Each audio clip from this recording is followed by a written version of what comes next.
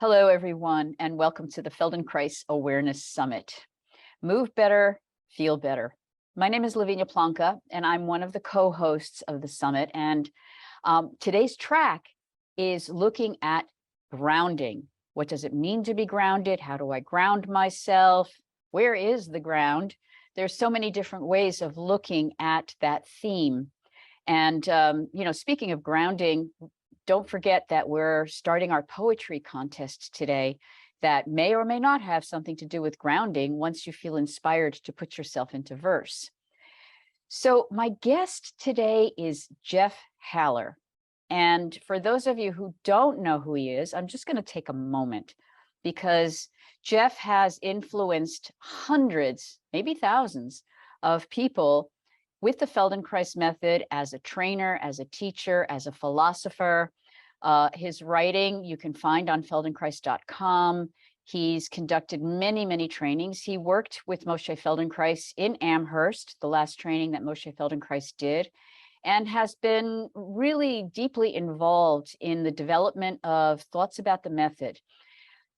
Jeff was also a martial artist, and Moshe was also a martial artist. So that relationship to the ground is physical as well as metaphorical, because in Aikido, you spend an awful lot of time on the ground and learning how to get up.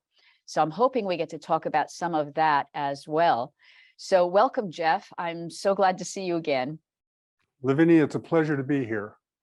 So, my first question comes up because we were talking a little bit beforehand. One of the things that you were talking about in relationship to feeling grounded is how Moshe defined health. And, it just so happens that you're coming out of what we all have been struggling with, but you're literally coming out of having COVID while you're giving us this interview. So maybe you are the definition of health, but why don't you talk a little bit about your experiences as well as how that relates to yours and Moshe's definition of health? Well, why don't we just start with Moshe's definition, because it's compelling, actually. He gave two definitions of health in the final week of the first year of his training in Amherst. In the first definition of health, he said, health is dependent upon the amount of shock a person can take and still recover. So, and that would be a definition of resilience, wouldn't it? That would be a person who could bounce back, who could take a shock and who could bounce back, recover, and continue with their life. And then he gave a second definition of health, which is a compelling definition of health, in the sense that it has to do with the resources we have as human beings. And he said a healthy person is someone who has the means to live their avowed and unavowed dreams. In other words, that means they have the resources to bring to life something essential to themselves, to unfetter themselves from the conditions that would inhibit them or limit them, and to bring something of their own into life, something essential to them, some expression that is unique to themselves. It's not just an acquired set of abilities, but something that speaks to spontaneity, to potency, to autonomies, to a sense of an internal composure that can come forward. Yeah.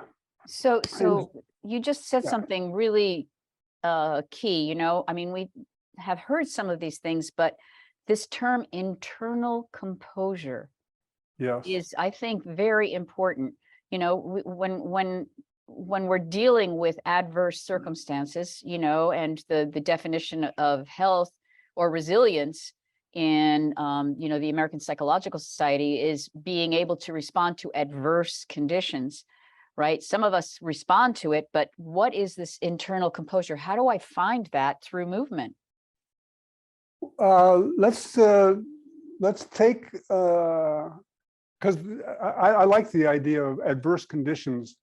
I would paraphrase Moshe's statement on health as a person who has the means to meet uncertainty and thrive. That's what I would define a healthy person to be, to have the resources to meet uncertainty, to meet chaos, to meet instability, and to actually have the resources within themselves to thrive. it goes along with the, I don't know if you know the book by Nassim Taleb called Anti-Fragile. And Taleb, he wrote The Black Swan, he wrote several other books, and he searched for a word to go beyond resilience. Resilience meaning just coming back to where you were before. But the actual process, the title of the book is Anti-Fragile, Things That Gain from Uncertainty or from Chaos, things that actually gain from difficulty.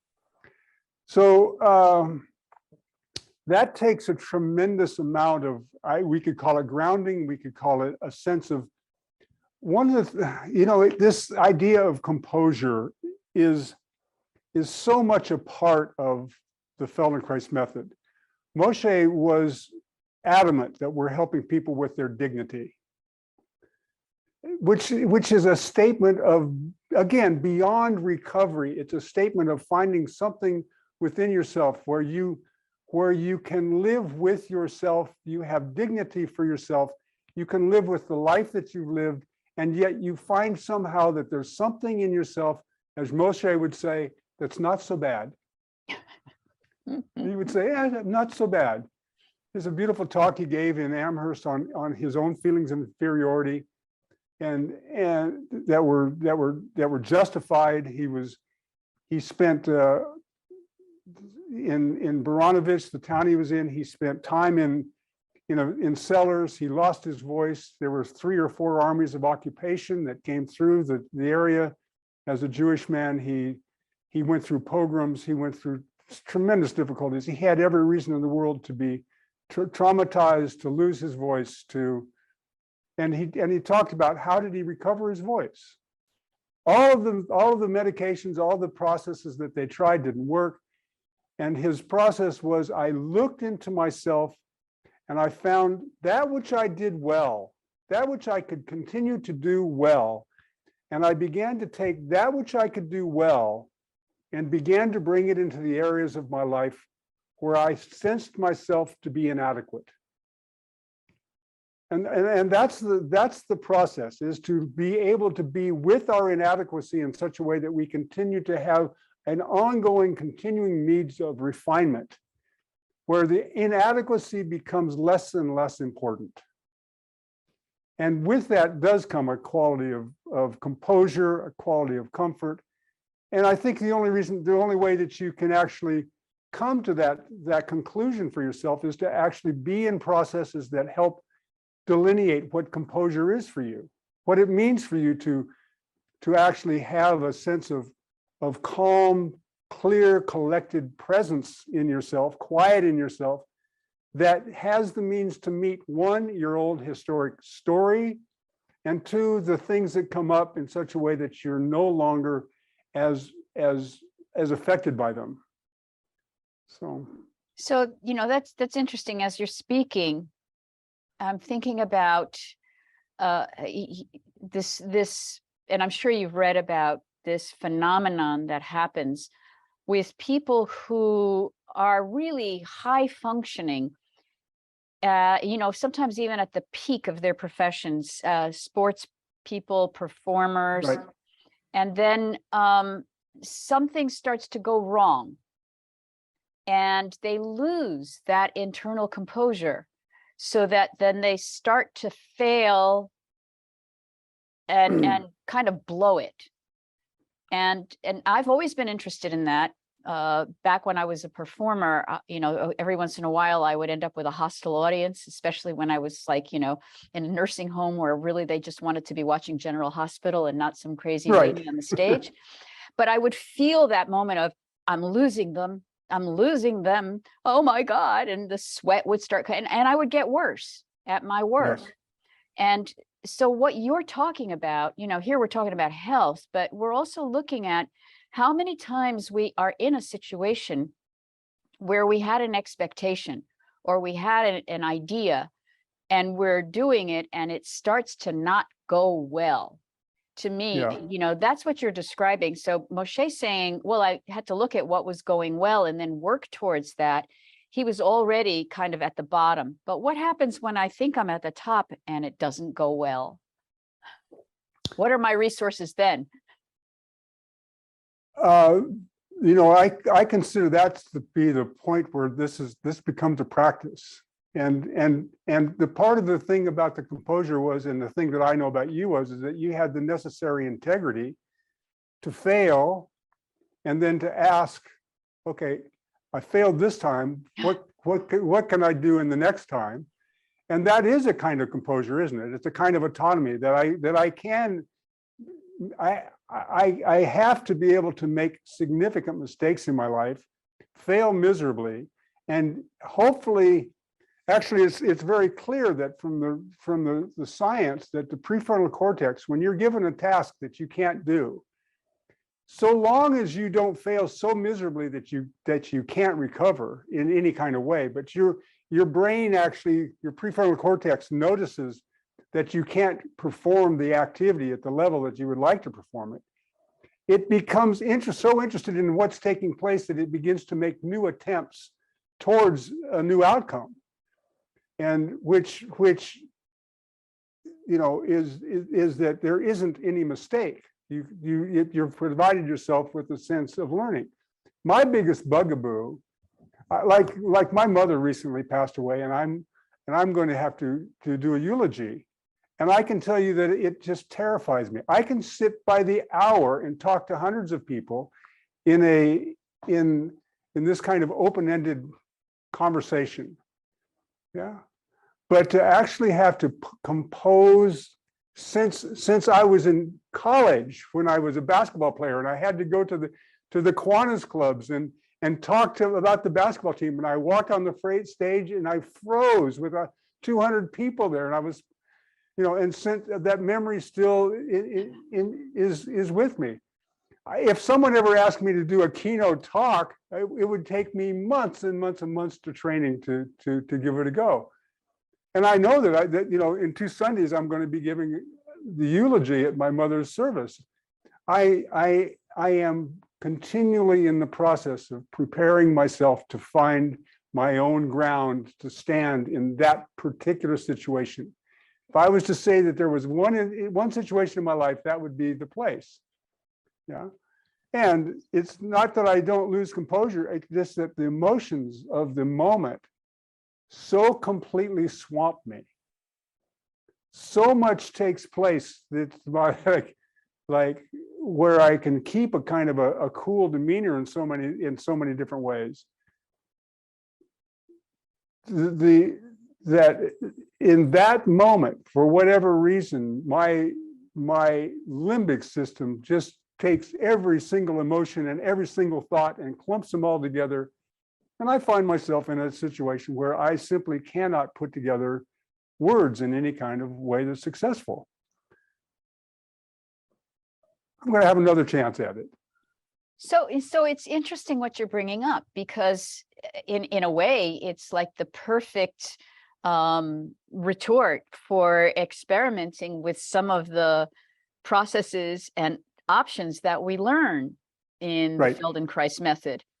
So if you were counseling somebody who just told you this same story, what would you recommend they try while they're up there on the podium staring at all of these people?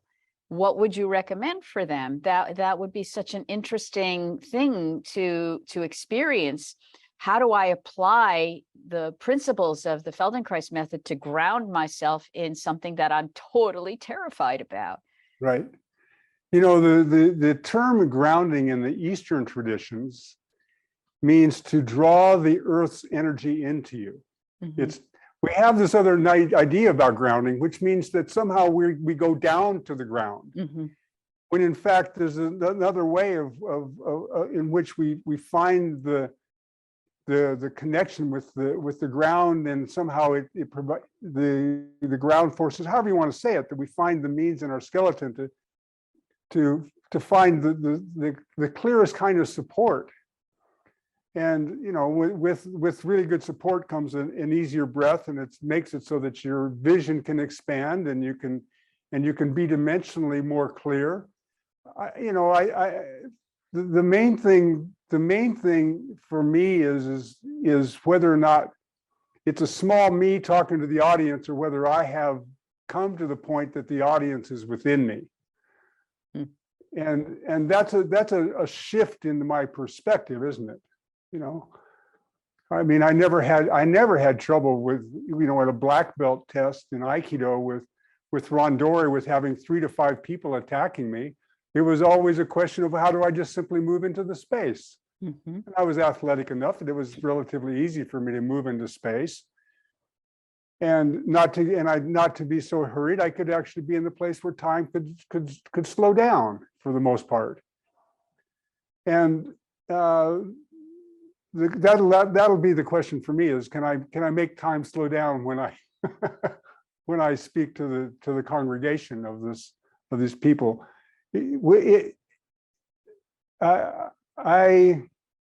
I don't know how to be in an extemporaneous mode with a group of people like that, and that's probably the secret. So that's probably the secret. I was thinking to myself, you might want time to speed up while you're up there.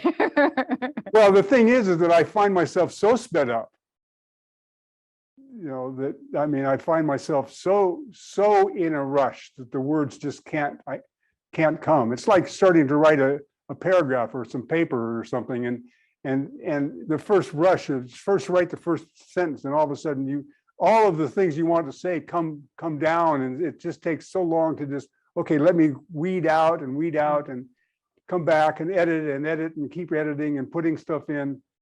Because if I just got stuck in that place where everything arrives at once, I'm in a place where I simply can't write the next paragraph. I simply can't. I mean, these are my lifelong quests, is that, you know, how to come into the areas that have been most difficult for me, actually, in my life. Yeah. Well, I love the example that you just gave, where you said everything comes in at once, right? And I can't separate it. I can't find it. And yet, isn't that kind of the way we all begin when we come into a class? It's like, you know, I've got all of these, my parasitic habits. I've got all of the activities that I'm doing, socially interacting with people, hanging up my coat, and then I lie down and I'm asked to sense my right wrist. Right. And then we do one movement at a time, and we break down the whole experience of just being. I found that can be a great support when basically what you're talking about in some ways is not so much the way you described it. You said uncertainty and change when we were talking earlier, but I was also thinking about the unknown, right? One of the things about this situation, the eulogy, is you think you know how it's going to turn out. You think you know what you have to do, but really it's unknown. Just like doing randori, you know, you allowed yourself to be in that moment and see one person at a time, not all of them rushing at you, right? Actually, to see the space and not the people at all. Well, you know, so to me, again, it goes back to how did we could say, how did the Feldenkrais method, how has it supported you as you continue to evolve as a human being as well as a teacher? Because this is an evolutionary step for you as well. Right. The main thing that I would say that the work has done is continued to give me a concrete, contrasting experience to, so to speak, little Jeff, who really gets caught up in these difficult times. And I have so many hours of practice and so much time in the work that over time, it's like I have developed another quality of integrity. And you know what? You know, the integrity comes from the word integris. And the way that the Roman army, before going to battle, the soldiers had to present themselves to the commander. they had a particular cloth garment.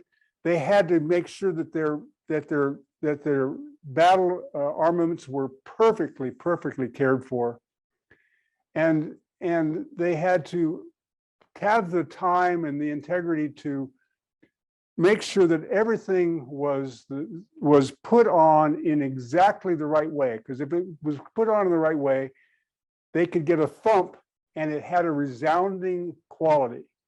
If it wasn't cared for, and if it wasn't put on, then the thump wasn't clear, and they were immediately executed. It's a good reason to, because there was no way that their phalanx, their support could stand a weak link. So everybody was responsible to reach this particular quality. And so when they got the thump, they shouted "Integris."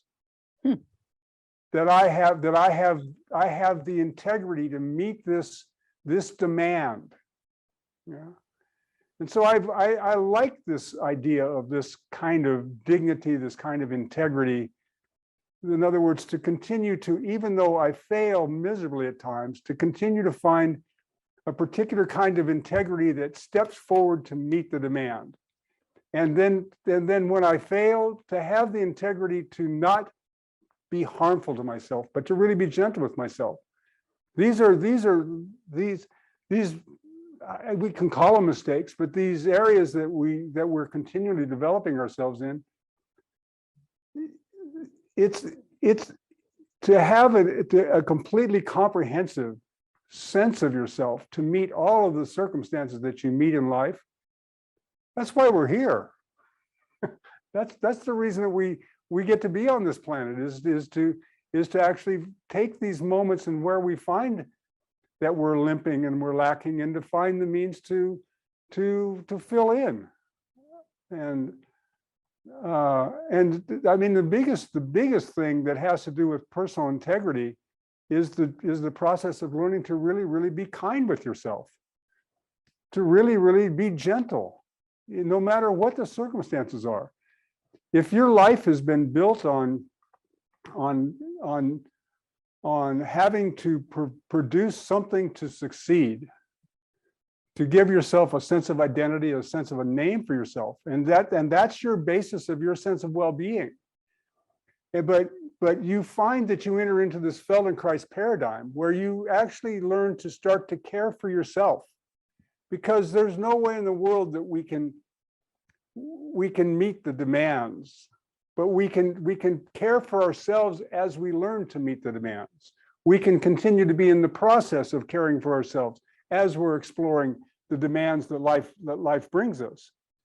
And that's where I find the sense of composure, that I know that I'm going to fail. I know I'm going to make mistakes. I know things are going to be difficult. And I also know that there's a particular thread within me that's going to continue to meet the moment and to learn from it, and to bring myself into a place that I would call thriving. You know, I continue to find myself, not so bad. I don't know how else to say it, Lavinia. I really don't. Not so bad's okay. It's okay, Yeah. right? Yeah. I could tell you a not so bad story, but first, just this idea that, that if you're not perfect, you'll get executed. Yeah. That there's no in between there. And what you're offering is that it's actually okay. It's part of being human to be Yes. imperfect, because through the process of seeing where I fall short, I can learn something.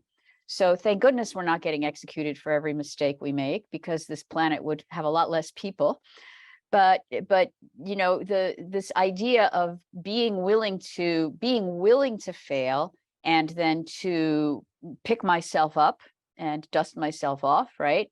And Yeah. find another way to go is Crucial.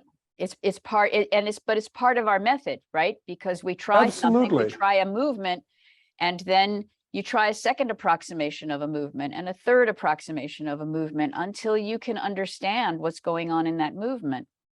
And it may very well be, I had movements, I had material that took place in Amherst that I couldn't solve the mystery of for 8, 9, 10 years. Hmm. It took so long for some kind of an accumulation of material, a matrix or a network of material to come together within me that I could then go into some part of the lesson that I could do physically. But I didn't really internally understand the lesson, the integrity within the lesson, the integration within the lesson, and the way that it related to all the other lessons. I mean, the lessons are such a matrix of material. To see any one of them as distinct in and of itself, to me is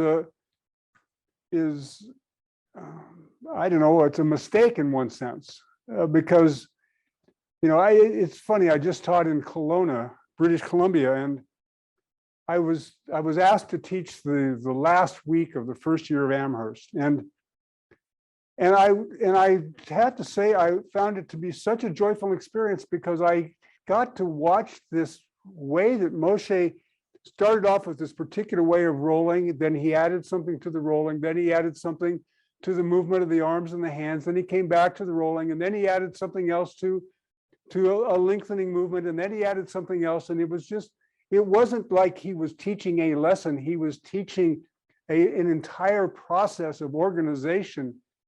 And so that the lessons all melded into, and at the end, the exquisite quality with which the people could make the movements in such a way that they were rolling so sequentially, so easily, so comfortably. There were no humps or bumps or bangs. The movement was reversible, and there was a general demeanor in the class of just this calmness, this complete sense of being collected, that there was absolutely no hurry. They'd come to the place where they could live the lesson in themselves. So that brings up a question, going back to the statement of making the impossible possible, the possible easy, and the easy elegant or aesthetically pleasing. Yeah. And it's something that I've often wondered about it, because there's two ways to approach it. And I think they do it in lessons both ways, where sometimes Feldenkrais would ask people to do something in the beginning of the lesson that was ridiculously impossible, and Yes. then break it down, chunk it Yes. down. Other times you would start with a very tiny movement like what you're describing, and as it builds, it dawns upon you that you are actually moving towards something that you yourself had always had a image of as impossible. So, do you feel that one of these ways is better than the other? Showing somebody something impossible is where we are so often in life, right? Somebody might say, oh gosh, I really wish that I could organize workshops in other countries. How do you do that? But it's impossible for them. They don't know how to take the steps, right? In life. That would be, I was in a conversation this morning, right? If I was to come out as a new practitioner today with the lack of internet skills that I have, social media skills that I have, it would be very difficult to build a practice. It would be so interesting. I was fortunate. I came out in 1983. I didn't need to have, I just needed to have a pencil and a calendar, and a space. I didn't need to have a computer at that point in time. I didn't need to have all these social media contacts. And so much of people's success is based on how much social interaction they can develop. I don't know where that came from, but well, you just looked at your own sense of impossibility, and Right. maybe with a little bit of Feldenkrais, you might be able to figure out an easier way to do it. Well, I mean, it's just that something would have to radically shift in myself in what is interesting to me. I mean, what's been interesting to me is to live inside these lessons and to solve the mysteries in the lessons and sort of turn this work into an art. the presentation process into an art.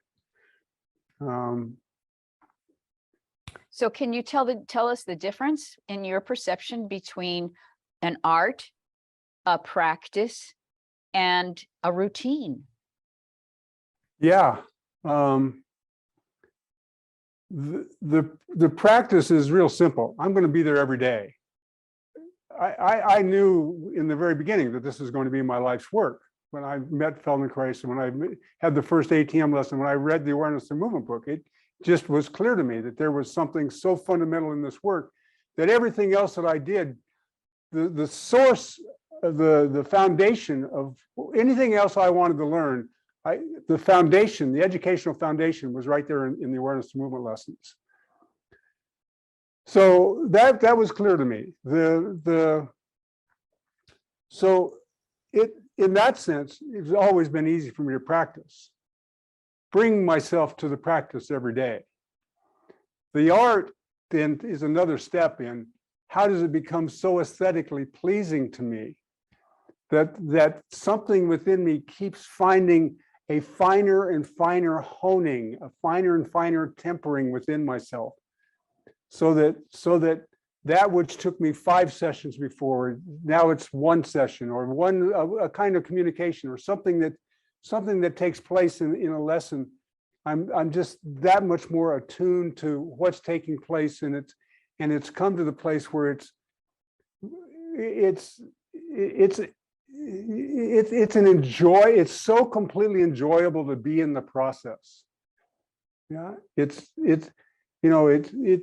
there's a problem sometimes with this work where we need someone else's outcome to use as a basis for our sense of well-being.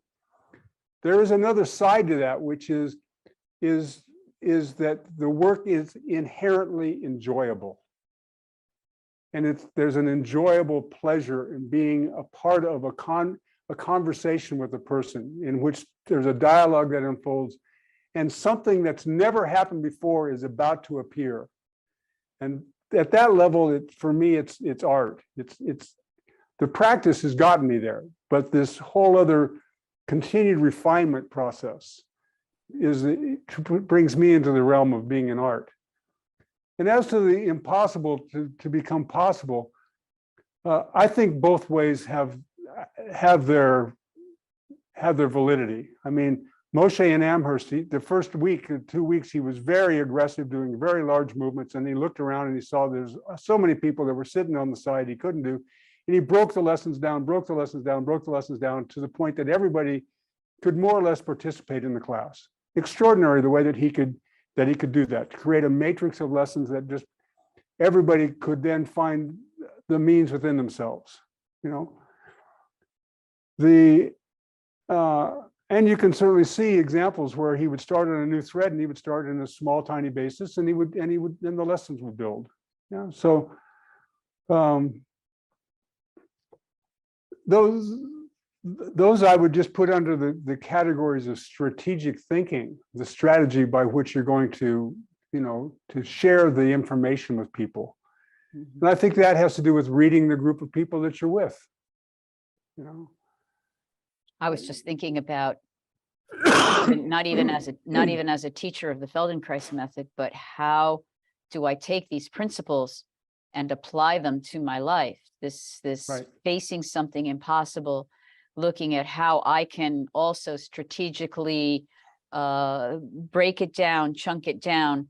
That's kind of where I was going with my question. Yeah, I think that is the point. I mean, when I'm working with people that are really having difficulty, I want them to work in such a way that they have the means that they can look at and go, I can do this well, and find what they can do well, and help them associate with the experience of doing well.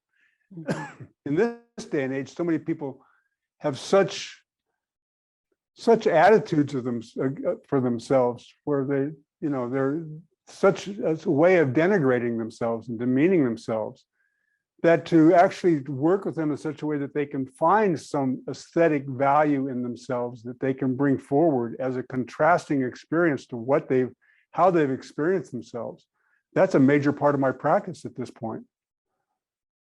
It's a major part of my practice. Is helping people see what, I just want to say the words again so that people can really feel it the way I'm feeling it. So you're saying that helping people see what they do well can help them move towards something more. Yes, very much so. Yeah, Could that you they give an can- example? Could you give an example maybe of someone that you worked with, or of a situation where that happened for you? Oh, you know,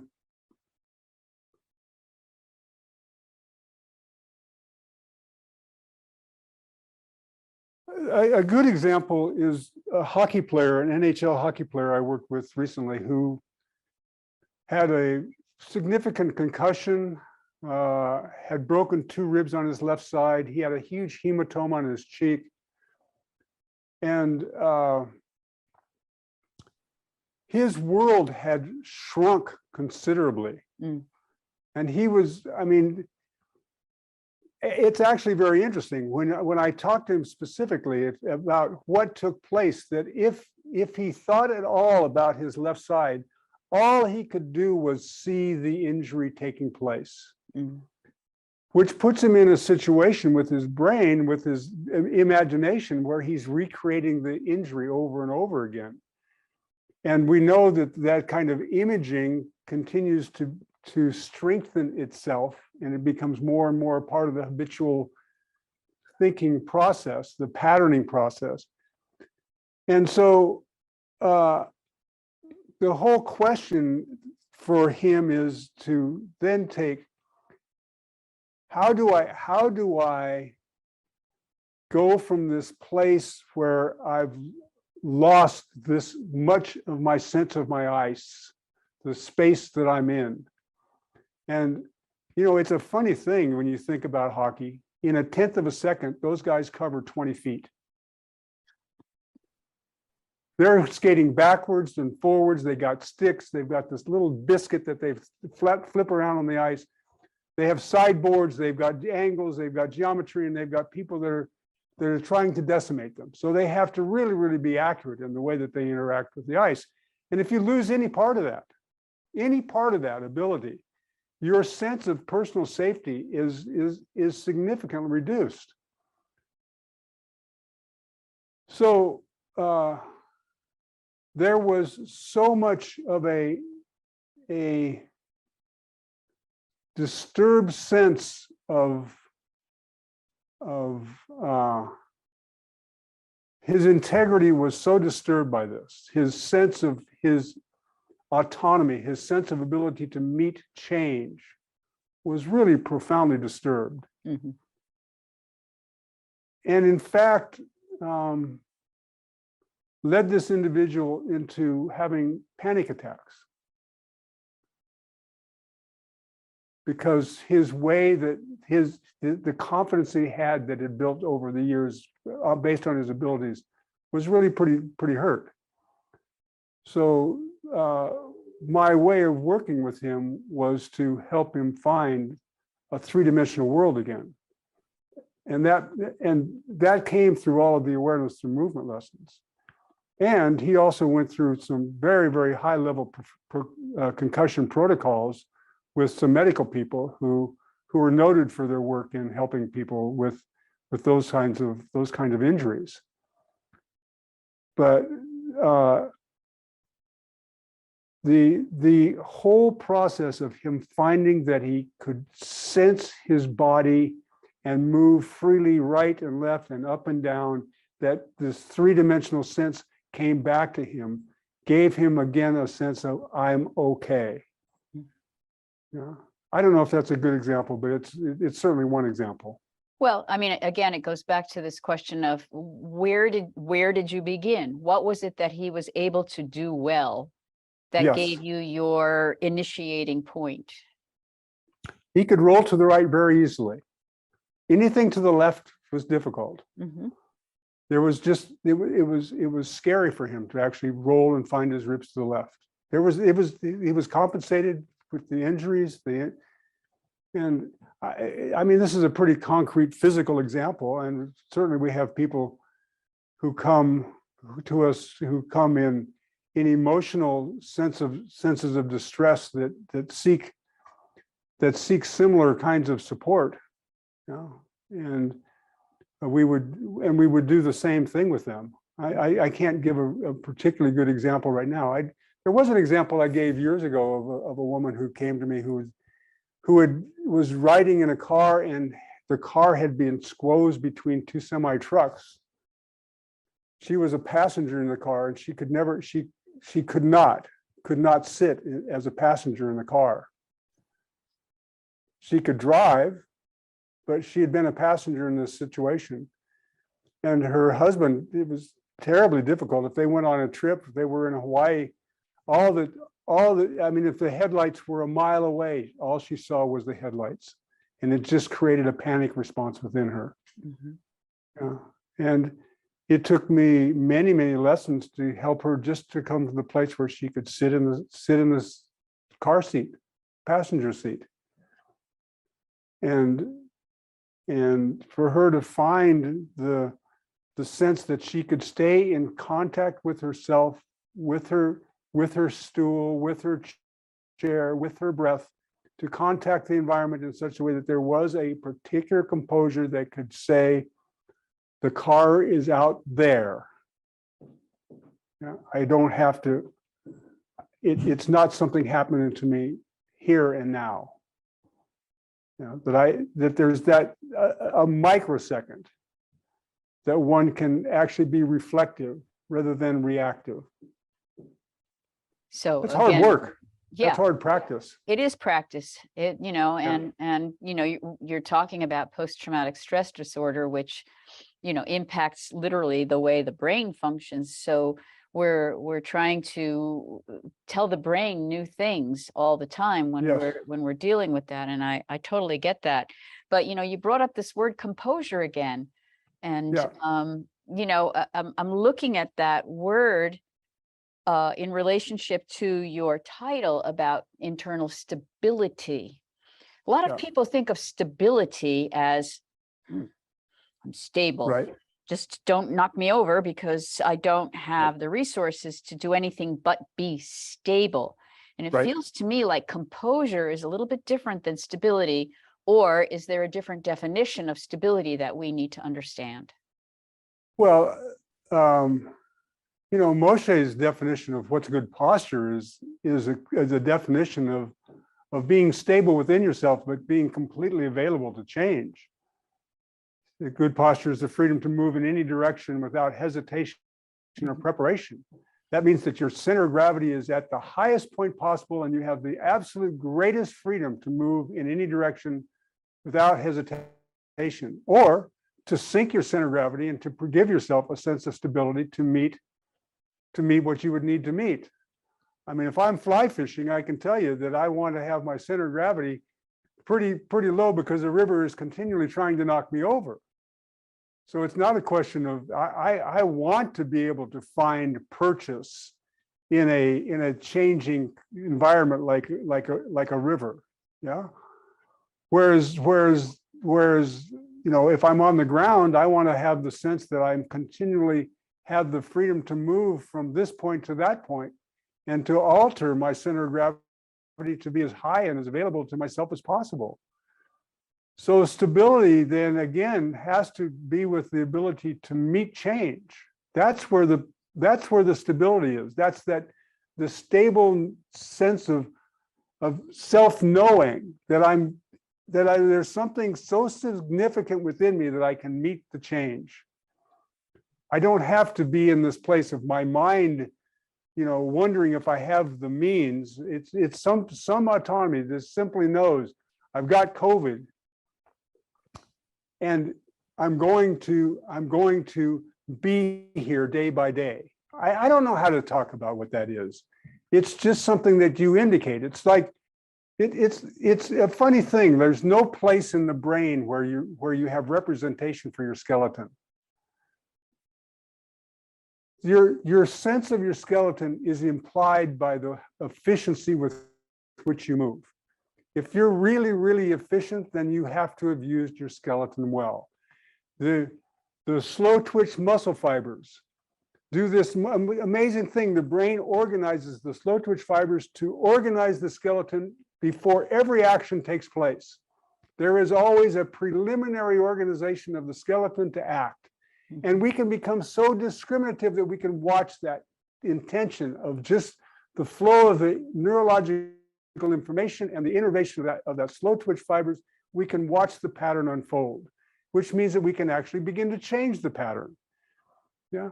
But to be in this place of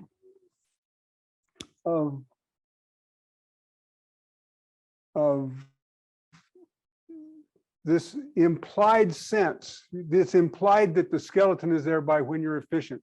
It's implied that provided I'm still breathing, there's something of me that I am bringing to the moment. Yeah. And many people find that for them is a particular way in which their mind operates. And I think this is a way in which we're embodied, we're present, alive, awake in our body in such a way that we're willing to meet whatever challenge life is going to bring for us. Yeah. So I hope this is okay, this conversation. I think it's a very difficult conversation to have, and maybe we need to have another level of philosophy or something to be brought to this. But like, what level would that be? I'm not sure what you're saying. I don't know. We're talking, it just puts me in this place, in the Tao Te Ching, that he who knows does not speak, and he who speaks does not know. And so we can only point towards, but we have to look. Are you looking at the end of the finger, or are you looking at the moon? And the point is for people to look at the moon, which is to find, to be able to find the moon within themselves, their own nature that isn't simply the behavior they acquired, but something that seeks expression. Every human being, I think, seeks some level of spontaneous live expression. And well, that's kind of why I, for years called my work the creative body. Yeah. Because what you're saying basically is that, every moment is a kind of act of creation.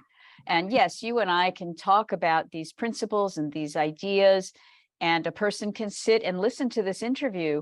But how do I bring that into this spontaneous expression of self in every moment? It's impossible to do it in every moment, right? Of course. But you again, going back to, like, let's just say that someone listening to this interview has never heard any of these ideas before. How could they begin? How could they begin to have a connection, a relationship with the body, the way you're speaking about? You've been with this relationship since 1983. And as you said, you've gotten deeper and deeper into the nuance. But let's just say I'm a person who's really interested in this idea of finding internal stability, and I don't know how to begin. So here's my real sense, is that Moshe cracked the code for this. He did crack the code. And so in other words, you have meditation, you have psychedelics, you have yogas, there's hundreds and hundreds of processes that seek to help people find a measure of themselves. But Moshe cracked the code in the sense that he very clearly understood that a person who's actually capable of asking a question of how do I do what I do will actually, in that process of asking the question, will begin to seek within their own behavior and find alternatives to what has been historically their sense of themselves. So awareness through movement, to me, is the key to this. The process by which a practitioner invites a person to internally seek within themselves how do they do what they do? That whole process quiets the limbic system. It leads to a new pathway of information coming from the motor cortex down through the spinal cord, so that a new sense of behavior is elicited.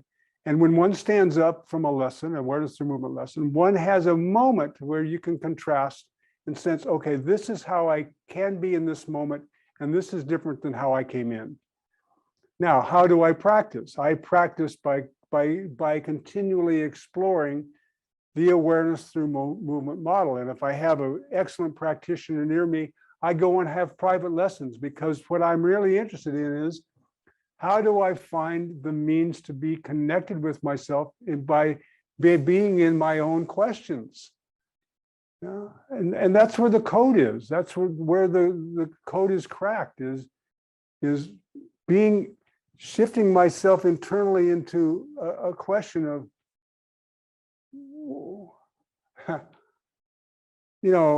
Feldenkrais said, I can lift someone's head without changing the tone of my arms. That took me 8 years to solve that. 8 years.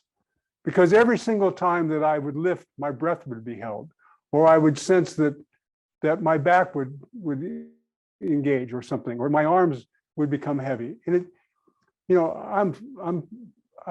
it took me years and years and years to unfold some of the ideas that he built into the lessons. Someone who wants to know themselves has to take the time to invest in a couple hours a week in their awareness and movement process, to find good, high level, high quality lessons. And there's a ton of them out there now. People can find lessons in so many different ways to meet your personal interests. I'm sure that in the summit, people are going to make offerings. I'm making an offering. People can have access to my library for a month. There's 190 lessons in there that have to do with very, very particular processes of how do I stay connected with myself, with the ground, and organize myself so that when I move, it's reversible. Well, why is that important to a person? Because it takes so damn much skill to do. You can't shirk in any moment your attention. Yeah. And that's where the change comes. Again, though, one of the things that happens, and one of the things that I appreciate about awareness through movement, is that the movements are broken down in such a way that my attention does not become tension. When I'm trying to attend to myself during life, for lack of a better word, there's Feldenkrais life, and then there's life. It's often trying to attend to myself slows me down in a way that I'm not able to do the job I want to do, or it causes different kind of conflicts within myself because I'm in action in the world. The beautiful thing about an awareness through movement lesson is that there is not this outer demand from life. So the question becomes, how do I take what I've learned on the floor, this exquisite experience of myself, this practice of repetition with variation, and apply it to, how I'm dealing with my husband, or a negotiation in business, or approaching my distaste for social media. How do I use this learning to allow me to be realizing my avowed and unavowed dreams? Right. And the thing that's difficult is that it's not linear. I mean, if you have a number of awareness and movement lessons, and you find yourself walking with a greater sense of ease in your breath, your head and eyes are on the horizon, you carry your chest, you carry yourself in a slightly different way. You find yourself walking into situations in ways that you hadn't before, and you can't necessarily correlate that awareness and movement class a week ago is part of the reason that I've integrated something, and I'm now have my eyes and my breath and my balance and my sense of ambulation they're all coordinated in a way that I didn't have before. And I can't really necessarily say, well, damn, I had a great awareness movement class last week or a month ago. And here it is, it's manifesting itself in this moment now. That's the most difficult part of this work, is the sense that there isn't a direct, that you walk out of the class and you have a direct application that it means you're going to swim better. But if you do, you do 20 classes and then you find yourself in your swimming times improve, or your running improves, or your sense of being comfortable when you're in crowded situations, and you can't necessarily correlate that this process by which you've mitigated your habitual way of maintaining your sense of safety by giving yourself a complete new image of action that you experienced for the briefest moment, and yet your brain, your prefrontal cortex, seeks those moments and then begins to try to bring that. That's part of the seeking behavior of the way that our prefrontal cortex seeks to help us evolve ourselves. Yeah. The science of that is pretty specific and pretty complete. The actual explanation of that to someone from the public who's wanting the answer, I mean, if I do my yoga class, I'm going to stretch myself, or if I do my CrossFit, I can expect such a linear progression of change, so to speak. And here we're dealing with something that's so concrete and yet intangible, that the actual process of bringing yourself into these variations of activity are going to further your overall sense of how it is that you can experience yourself in life. I mean, that's no different than what you did as a child when you were learning how to stand. It's no different. But here we are. We're in this situation where I want to have a sense of I want my sense of confidence to be something that is intact within me and not based on what I've done externally. Yeah. I want to know that I know. And I want to know that even in the most difficult situation, I know that I have the means to meet it. Yeah. I think that's just what you said right there is, in some ways I could say just what you said right there is enough, in the sense that having internal resources helps me remain stable in my relationship to the world, my environment, and at the same time it allows me to be open to what's coming my way, having that internal composure that you described. And so you're right that, to say I am grounded doesn't necessarily mean that I'm connecting to the ground, but that I know what I know, as you said, right. And I can continue to be in question as well. Yeah, I can see my life in a continually progressing way. I'm not stuck. I can see that I can, okay, damn it, I'm going to learn about social media. Here I am. I'm actually, maybe the next time I get a chance, I'll do a whatever Instagram page or something. Who knows? It's a nonlinear process, as you said. It is definitely nonlinear. There's no question about it. Well, Jeff, it's been great. And everybody, you already know what Jeff's gift is, because I always talk about the gift at the end, but you kind of wove that right into our dialogue. And if you're interested in taking advantage of it, and I highly recommend you do, because Jeff's lessons are awesome, you just need to click on that link at the bottom of this video, and you'll be able to access that month of lessons. So grab them while you can. And Jeff, is there anything that you want to say in conclusion to our audience or for yourself? Well, I'm always touched when I have these opportunities to speak in a way that's going to influence people. It's such an honor, first of all, to meet with you. It's such an honor to actually to think of the people that might be listening to this, and I hope that I've been some kind of a resource for everyone. So, and I'm pleased that in every small way that we can, that this work continues to have a chance to come out and become more and more part of people's lives, because it's truly, even at this point in time, it's groundbreaking. Moshe created something that were it to have arrived today, it would be the hottest thing on the planet.